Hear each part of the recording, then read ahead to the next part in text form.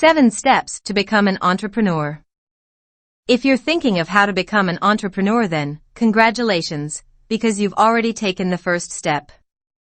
That's because being an entrepreneur is less about specific accomplishments or accolades, and more about the mindset. In fact, if you were to search for entrepreneurial mindset, you're likely to find dozens of blogs, videos and webinars discussing secrets and characteristics of how entrepreneurs work to develop a mindset that focuses on achieving success. So if you're thinking about it, you're probably motivated to explore it more deeply and perhaps, ultimately, pursue it. The reason developing a mindset is so important is because, to really be an entrepreneur, to truly embody that creative drive and determination, you need to develop a fundamental nature in how you think of a problem or approach an issue. Just following a checklist of have an idea, get a loan and then start a business isn't going to do you any good when you come across a problem that you don't already have an answer for, and no list, not matter how thorough, is going to light that fire of inspiration to help see you through difficult times. Not everyone is going to have an intrinsic mindset of an entrepreneur, but the principles and process can be learned. After all, you were born unable to walk or talk, but that didn't prevent you from learning how. Becoming an entrepreneur is about learning to recognize the knowledge you need to acquire and the moves you'll need to make. So don't think of this list as set-in-stone directions. It's more like touch points for your journey. You might not even follow it in order.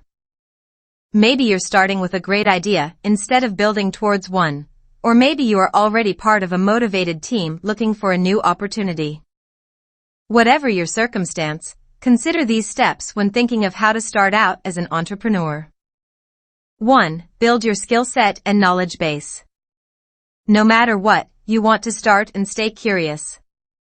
There's a lot out there to learn, more than you'll ever have time to master, and any entrepreneur needs to be adaptable and open to new information.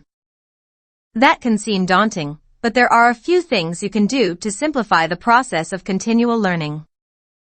Take a first principles approach to problems. As Elon Musk has said, first principles is a good framework for thinking. Boil things down to their fundamental truths and reason up from there, as opposed to reasoning by analogy.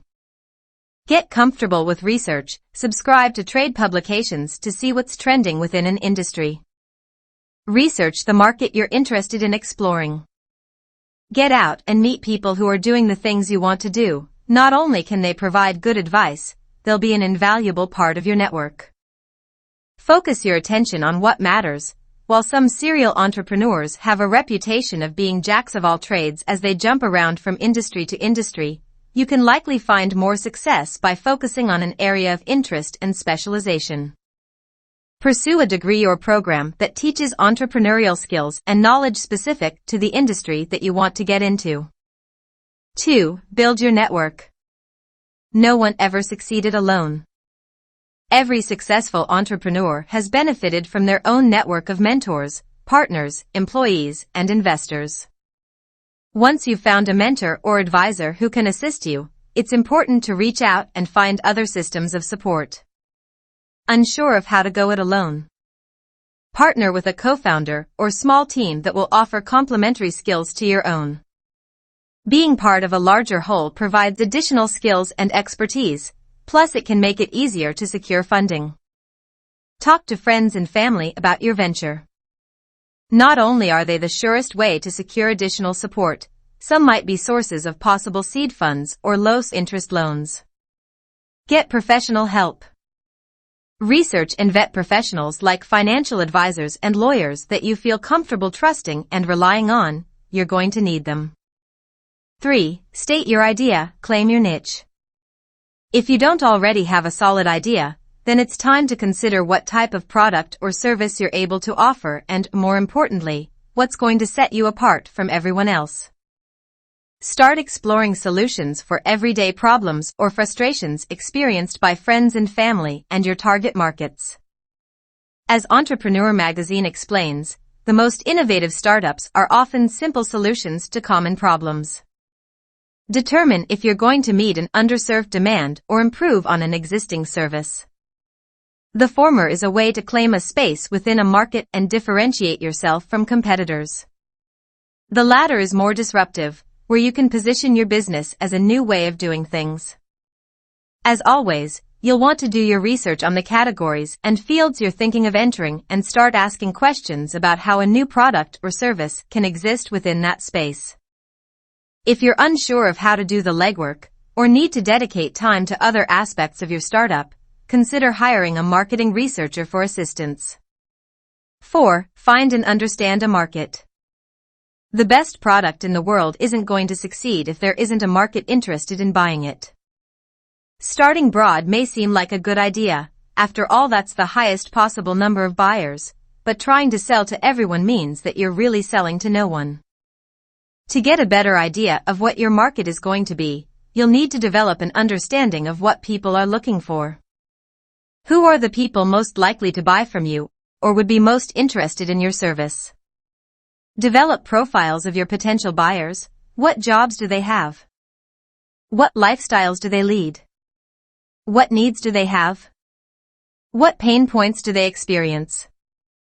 Narrow your list down to the best opportunities and select the one that you want to start with first. Set up interviews or surveys with people who fit that profile to continue refining that initial understanding. Which pain points are most urgent for them? Would they prioritize convenience over price? What benefits of your product/service might excite them the most? 5. Design your business and idea. Once you've settled on what you want to do, then you're going to have to outline your business structure and develop your product to show that it's viable.